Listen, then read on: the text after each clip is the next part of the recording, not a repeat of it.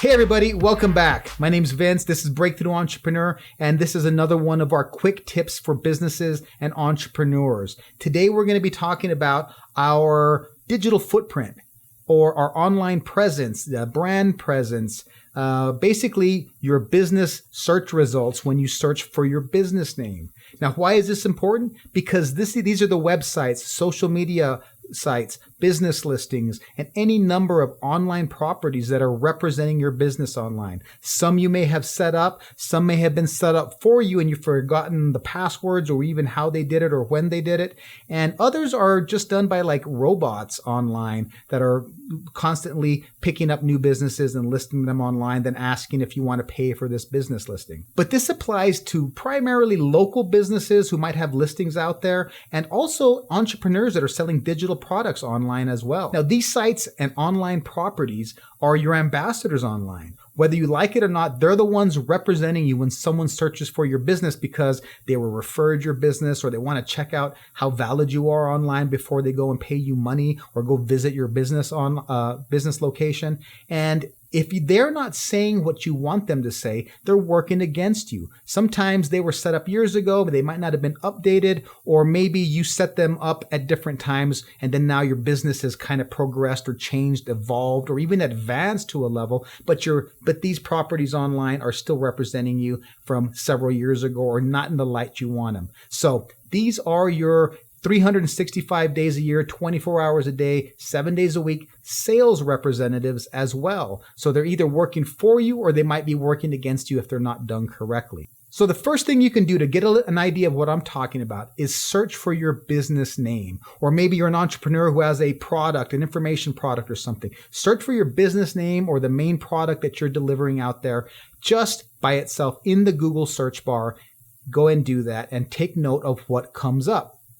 Now, if that's not enough or you don't see that because you don't have a strong enough presence online, then if you're a local brick and mortar, enter in your business name plus the city or suburb or location that you're in and see what comes up then. What you should see is your website. It should be the number one result that you see for your business name or your brand online. Secondly, you should probably see a spattering of social media sites, whether it's Facebook, Instagram, a couple of other, Twitter, LinkedIn. These are the kind of properties that tend to come up if you are setting up your business and controlling some of these social media sites.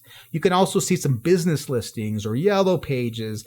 Depending on the kind of business or entrepreneur and what you have going out there, you're going to see different sites out there. Some might be YouTube channels. Some might be podcasts. There might be blog posts that you have out there. Whatever it is, if you just search for your business name or the business name plus your city, you're going to be very interested to find they might not be properties or websites or listings that you control. So an important way to look at your digital footprint online or your brand presence online is as a little bit of a network of sites, kind of like a digital constellation of the assets, business listings, websites, whatever you want to call them that are representing you online. In the center, you should always see your website.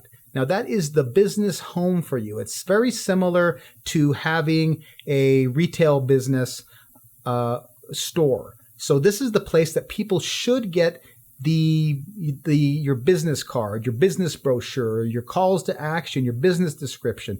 It should be the home for your business online that is the end all be all of the representation online.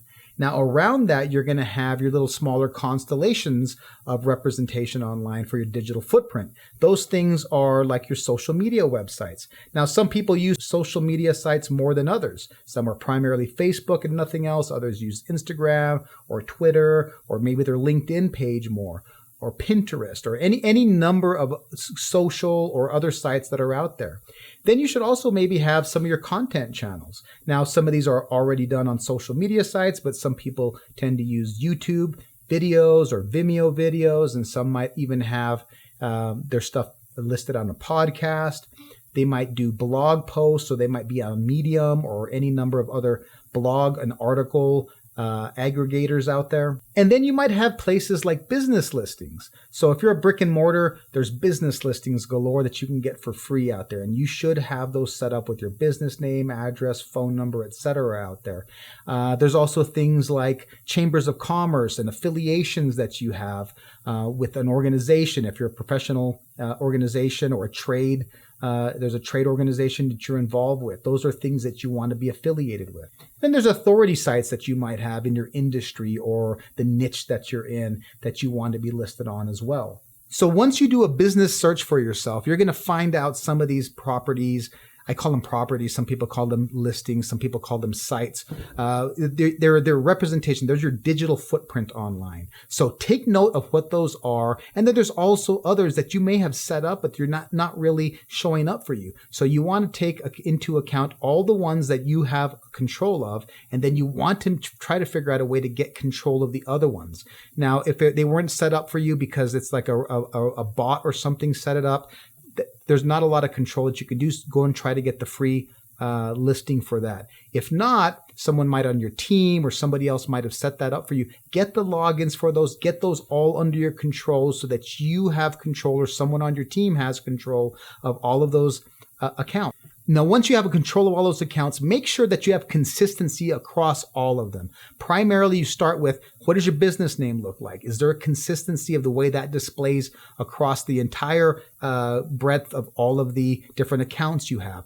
You might have done it differently before. Try to get a consistency of how your business name shows up. Next, make sure your name, address, phone number are all set up and they're consistent. Some might be an old phone number. Maybe you move locations. Those are not going to help you in the long run, either in Google search or for your brand footprint. Then you're going to want to make sure that your who, what, and how of your business are distinctly displayed on all of these. Now, what is the what, who, and how of your business, or how, who, and what of your business, however you want to put it? It is who you're serving. That means your ideal customer or avatar. Now, a lot of people say, well, whoever wants to pay me money is my ideal customer. That sounds great, and that's funny to say, but it's not necessarily true. Now, there's differentiations across for your ideal customer, either from price, maybe you're a discount provider, or maybe you're a premium provider. Right there, you're going to have to say that distinctly in your description so that people know who you're trying to serve. Then it's like the what of your business. What are the products and services you're offering? So now that you know your who, then what are the products that you're serving? A premium product, a discount product, a particular type of restaurant. Maybe you're a certain type of plumber, dentist, attorney. Maybe you're an entrepreneur who's delivering a particular type of information product or in a particular way that they need to understand. So that is an additional differentiation that needs to be in your who, what, and how. Now, the how is how you're delivering that. Maybe it is a done-for-you service, or maybe I'm a coach. Maybe I'm somebody who has a particular process, or a plumber who does it a particular way, a dentist who does a particular procedure in a particular process or method. All of those should be displayed out in your description across all of these, your constellation of digital footprint that is out there. It's also a great way to differentiate yourself from your competition. This is what some people call your unique selling proposition or your value proposition. It is in the how you do it. So once you have your who, what, and how, then you're going to want to have some calls to action. Now, I'm going to have a separate video that's going to go into some marketing terminologies and marketing ideas so that you can understand things like avatar, calls to action, making an offer. But for now, just think about the calls to action. If you were to visit this online constellation of your digital footprint, what are the messages what are the actions you're asking some of your customers or clients to take? Are you asking them just to call you? And if they want, is your phone number just displayed out there and you're hoping someone takes action on that? Are you providing a free initial consultation? Or are you asking them to sign up to an email list or visit your social media property so they can get more information or join a group or something? Think about the calls to action that are being made other than just displaying a phone number and a email sign up or an email form. Those are the basics that were done several years ago. And that's something that is one of the foundations that people just expect you do. But to differentiate yourself and make sure that the customer reaches out to you once they find you, think about the calls to action that you're doing and then make that consistent across all of your online presence. So we're finishing up our quick tips. So yes, this takes some proactivity. This takes doing some things that maybe feel like I don't really know how to do that, or I've never done that before. Someone else did it. But it's very important for you as the business owner, as the lead in your business, to start taking a more proactive control to the marketing and how your business is being displayed. If you leave it up to somebody else, it's going to be left up to how much they care about your business. And most of the time, no one's going to care about your business or what the results are for your business more than you are. And another way to think about it is that imagine in your city or wherever you're at or wherever your ideal customers are at,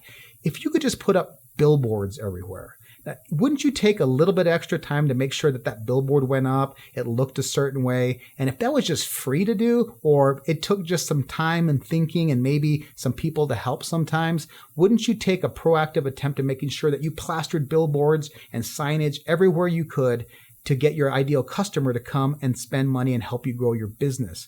That's what digital marketing has to it right now. There's so many free assets out there, so many free listings, so many free websites, whatever you want to call them, that you can display your business on.